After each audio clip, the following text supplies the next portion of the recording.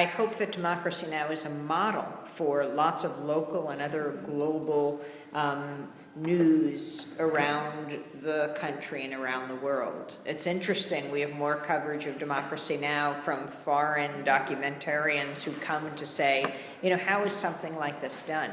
And it's very straightforward. I mean, it is saying that we need independent media, and it isn't independent when we cover war if we're brought to you by the weapons manufacturers. It's not independent when we cover healthcare if we're brought to you by the insurance industry. It's not independent when we cover climate change if we're brought to you by the oil, gas, and coal companies. So we have to turn to the listeners, the viewers, and the readers.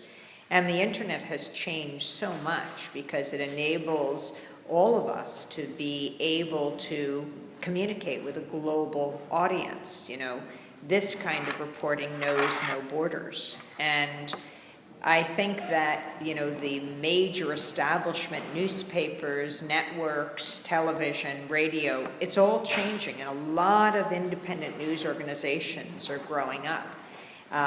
And we have to build independent media around the world. It's the way we talk to each other.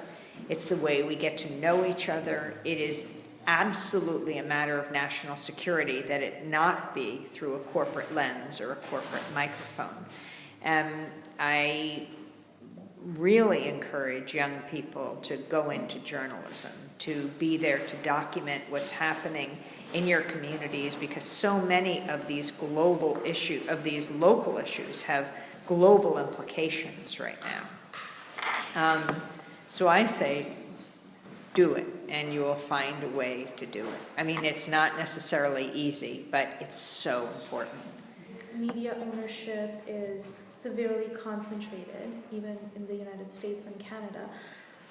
As young journalists are trying to venture into, for example, new ways of journalism, for example, through online, how do we bridge the gap between being relevant, but also being credible sources, and keeping ourselves safe?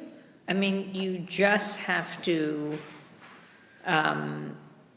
pursue your questions wherever they lead.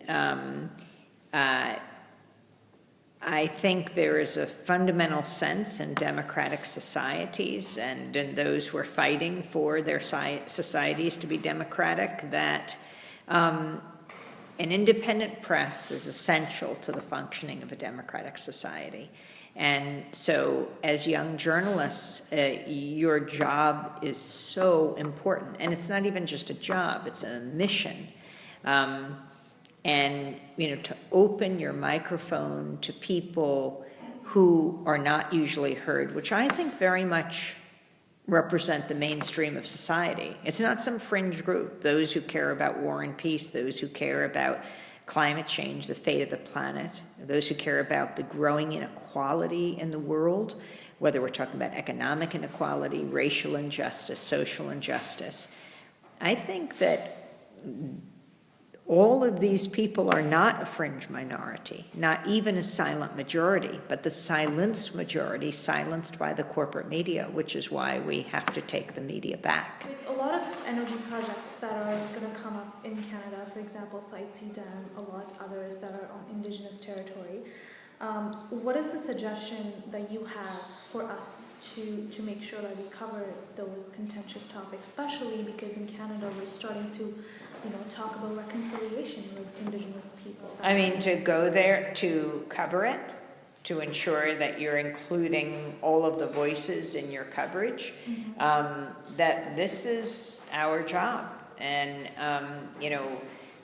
Democracy Now!, we were covering the largest unification of Native Americans that our country had seen in decades, from Latin America, from the United States, the First Nations of Canada coming together in North Dakota, the Standing Rock Sioux Reservation, to protect the land from the Dakota Access Pipeline and Energy Transfer Partners that owns it.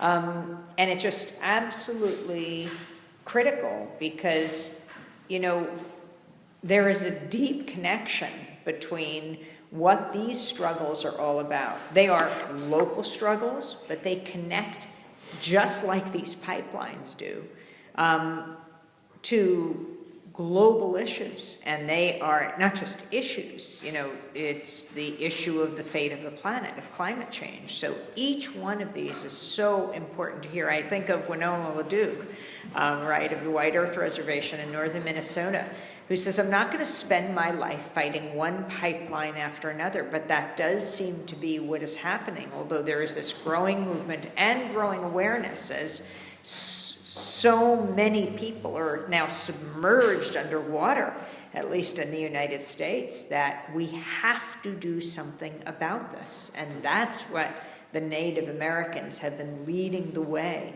in telling all of us.